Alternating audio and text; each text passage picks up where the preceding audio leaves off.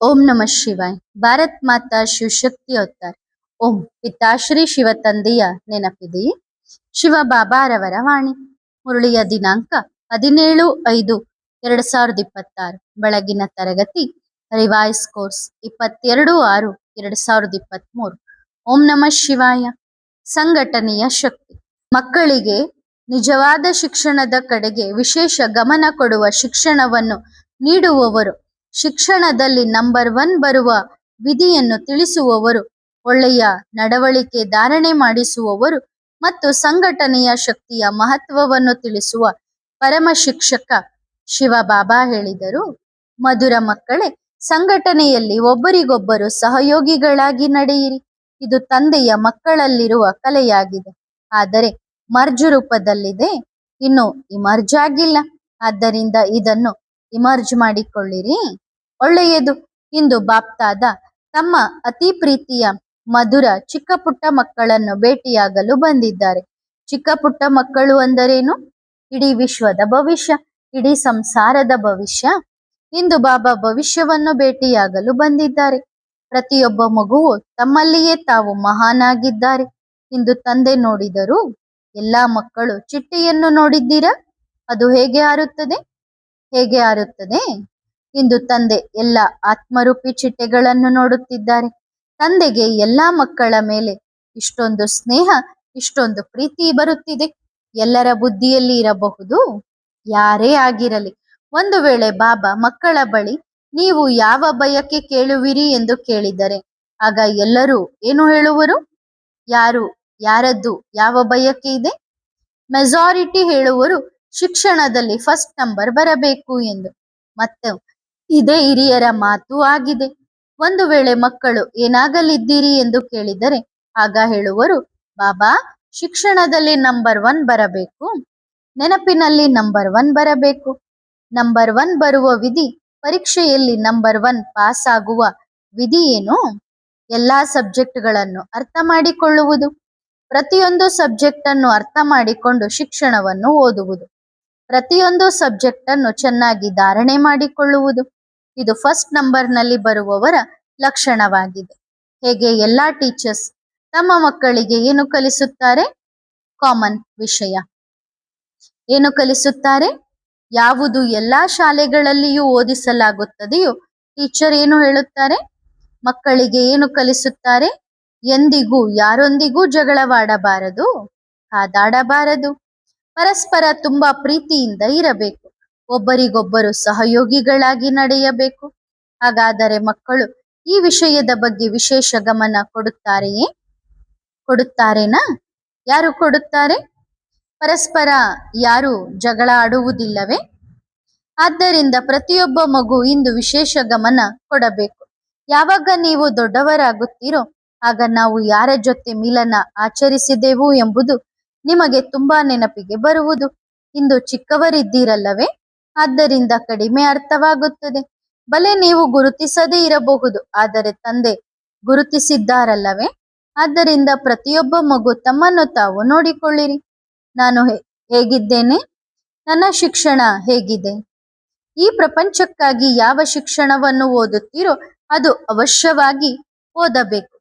ಆದರೆ ನಿಜವಾದ ಶಿಕ್ಷಣ ಯಾವುದಿದೆಯೋ, ಯಾವುದು ಅನೇಕ ಜನ್ಮಗಳವರೆಗೆ ಜೊತೆಯಲ್ಲಿ ಬರುವಂತಹ ಶಿಕ್ಷಣವಾಗಿದೆಯೋ ಅದನ್ನು ತಂದೆ ಓದಿಸುತ್ತಾರೆ.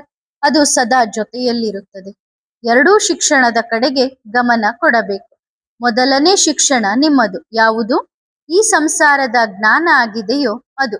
ಎರಡನೇ ಶಿಕ್ಷಣ ಪರಮಾತ್ಮನದು, ಯಾವುದು ಈ ಸಂಸಾರದ ಆಚೆಗೆ ಬೇಕಾಗುವ ಜ್ಞಾನವಾಗಿದೆ. ಒಳ್ಳೆಯದು. ಎಲ್ಲಾ ಮಕ್ಕಳಿಗೂ, ಪ್ರೀತಿಯ ಮಕ್ಕಳಿಗೆ, ಮಧುರ ಮಕ್ಕಳಿಗೆ ಬಾಪ್ತಾದಾರವರ ನೆನಪು ಮತ್ತು ಪ್ರೀತಿಗಳು. ಒಳ್ಳೆಯದು. ಈಗ ದೊಡ್ಡ ಸಂಘಟನೆ ಇದೆ. ನಿಮ್ಮ ಪುರುಷಾರ್ಥ ಏನಾಗಿದೆ? ಮನಸ್ಸಿನಲ್ಲಿ ಪ್ರೀತಿ ಇದೆಯೇ? ಇದೆಯೋ ಇಲ್ಲವೋ? ಇದೆಯೋ ಅಥವಾ ಇಲ್ಲವೋ? ಮನಸ್ಸಿನಲ್ಲಿ ಪ್ರೀತಿ ಇದೆನಾ? ಯಾರ ಬಗ್ಗೆ ಪ್ರೀತಿ ಇದೆ? ಯಾರಿಗಾಗಿ ಪ್ರೀತಿ ಇದೆ? ಬಾಬನ ಬಗ್ಗೆ ಪ್ರೀತಿ ಇದೆನಾ? ಪಕ್ಕಾ ಇದೆಯೇ? ಇದೆನಾ? ಕೇವಲ ಬಾಬನಿಗೆ ಮಾತ್ರ ಸಾಕಾ? ಪರಿವಾರದ ಬಗ್ಗೆಯೂ ಪ್ರೀತಿ ಅವಶ್ಯವಾಗಿ ಬೇಕು. ತಂದೆಯ ಬಗ್ಗೆ ಪ್ರೀತಿ ಇದ್ದರೆ ಪರಮಧಾಮದಲ್ಲಿ ಕುಳಿತುಕೊಳ್ಳುತ್ತಾರೆ. ಆದರೆ ಒಂದು ವೇಳೆ ಪರಿವಾರದ ಬಗ್ಗೆಯೂ ಪ್ರೀತಿ ಇದ್ದರೆ ಆಗ ಸಂಘಟನೆಯ ಶಕ್ತಿಯನ್ನು ತಿಳಿದುಕೊಳ್ಳುತ್ತೀರಿ ಅಲ್ಲವೇ? ಸಂಘಟನೆಯ ಶಕ್ತಿ ಏನು ಎಂದು ಗೊತ್ತಿದೆಯೇ? ಒಂದು ವೇಳೆ 100 ಅಥವಾ 1,000 ಮಕ್ಕಳು ಕುಳಿತು ಒಂದು ಸಂಕಲ್ಪ ಮಾಡಿದರೆ, ಕೇವಲ ಒಂದು ಸಂಕಲ್ಪ, ಆ ಸಂಕಲ್ಪ ಸಿದ್ಧವಾಗುತ್ತದೆ. ಇದು ಸಂಘಟನೆಯ ಶಕ್ತಿಯಾಗಿದೆ. ಒಂದು ವೇಳೆ ನಾವು ಸಂಘಟನೆಯ ಜೊತೆ ನಡೆಯಲು ಆಗದಿದ್ದರೆ, ಸಂಘಟನೆಯ ಜೊತೆ ನಮ್ಮನ್ನು ನಾವು ಹೊಂದಿಸಿಕೊಳ್ಳಲು ಆಗದಿದ್ದರೆ, ಬಲೆ ನೀವು ನಿಮ್ಮ ಸಂಪೂರ್ಣ ಶಕ್ತಿಯನ್ನು ಹಾಕಿದರೂ ಏನೂ ಪರಿವರ್ತನೆ ಮಾಡಲು ಸಾಧ್ಯವಿಲ್ಲ.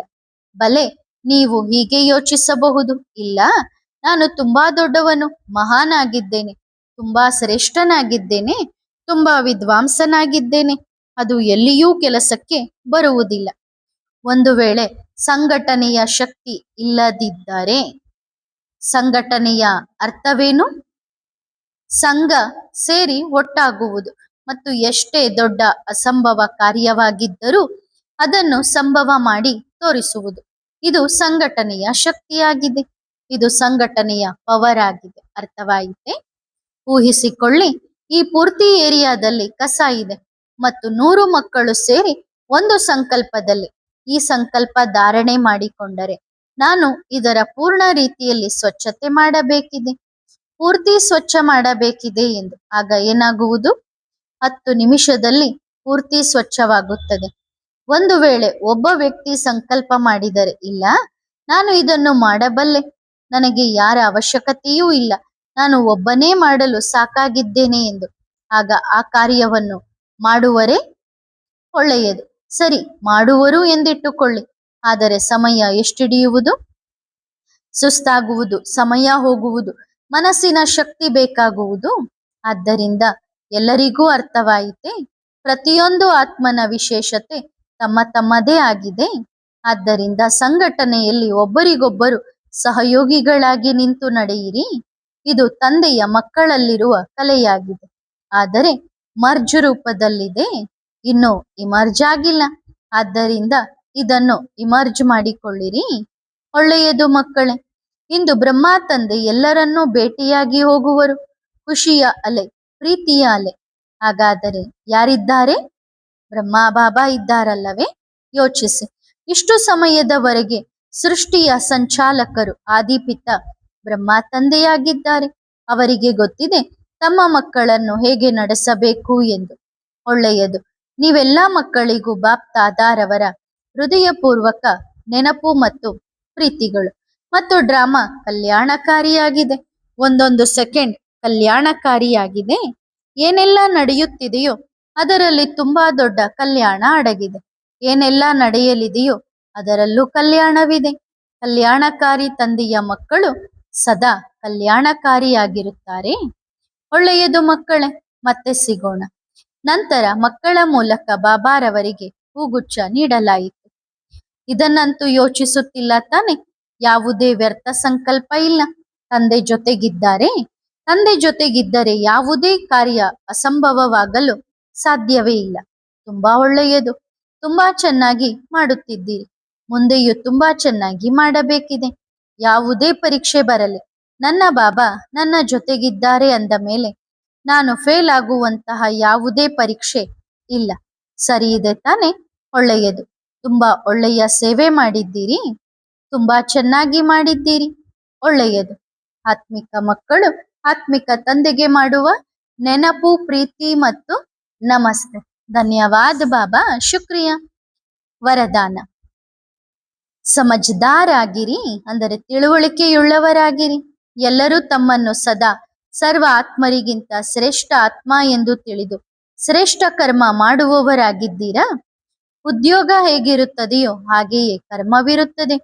ಒಂದು ವೇಳೆ ಯಾರಾದರೂ ದೊಡ್ಡ ಸ್ಥಾನದಲ್ಲಿರುವವರಾಗಿದ್ದರೆ ಅವರ ಚಟುವಟಿಕೆಯು ಅದೇ ಪ್ರಮಾಣದಲ್ಲಿರುತ್ತದೆ. ನಿಮ್ಮ ಆಕ್ಯುಪೇಷನ್ ಏನು? ನೀವು ಯಾರು? ಸರ್ವ ಆತ್ಮರಿಗಿಂತ ಶ್ರೇಷ್ಠ ಆತ್ಮ. ಹಾಗಾದರೆ ಶ್ರೇಷ್ಠ ಆತ್ಮನ ಪ್ರತಿ ಸಂಕಲ್ಪ, ಪ್ರತಿ ಸೆಕೆಂಡ್ ಕೂಡ ಹೀಗೆಯೇ ಇರುತ್ತದೆ. ನಿಮ್ಮಂತಹ ವಿಶೇಷ ಪಾತ್ರ ತಂದೆಯನ್ನು ಪಡೆದುಕೊಳ್ಳುವುದು ಬೇರೆ ಯಾರದ್ದೂ ಆಗಲು ಸಾಧ್ಯವಿಲ್ಲ. ಈಗ ಪರಮಾತ್ಮನ ಮಕ್ಕಳು ಎಂದು ಕರೆಸಿಕೊಳ್ಳುತ್ತೀರಿ ಎಂದ ಮೇಲೆ ನಡತೆಯು ಹಾಗೆಯೇ ಇರಬೇಕಲ್ಲವೇ? ಸದಾ ಆಕ್ಯುಪೇಷನ್ ಮತ್ತು ಆಕ್ಟಿವಿಟಿಯನ್ನು ಸಮನ್ವಯಗೊಳಿಸಿ. ದೊಡ್ಡ ಮನುಷ್ಯನು ತಿಳುವಳಿಕೆ ಇಲ್ಲದಂತೆ ಅಥವಾ ಮಗುವಿನಂತೆ ಕರ್ಮ ಮಾಡಿದರೆ ಜನರು ನಗುತ್ತಾರೆ ತಾನೆ? ಹಾಗೆಯೇ ಯಾವಾಗ ಪರಮಾತ್ಮನ ಮಕ್ಕಳು ಎಂದು ಕರೆಸಿಕೊಳ್ಳುತ್ತೀರೋ ಮತ್ತು ಸಾಧಾರಣ ನಡವಳಿಕೆ ಇದ್ದರೆ ಆಗ ಏನೆನ್ನುತ್ತಾರೆ? ಅರ್ಧಕಲ್ಪದವರೆಗೆ ತಿಳುವಳಿಕೆ ಇಲ್ಲದವರಾಗಿದ್ದೀರಿ, ಈಗ ತಿಳುವಳಿಕೆಯುಳ್ಳವರಾಗಿರಿ. ಆಗ ತಿಳುವಳಿಕೆಯುಳ್ಳವರ ಪ್ರತಿ ಸಂಕಲ್ಪವು ಶಕ್ತಿಶಾಲಿಯಾಗಿರುತ್ತದೆ, ಪ್ರತಿ ಕರ್ಮವು ಶ್ರೇಷ್ಠ ಮತ್ತು ಅನುಕರಣೀಯವಾಗಿರುತ್ತದೆ. ಒಳ್ಳೆಯದು. ಓಂ ನಮಃ ಶಿವಾಯ.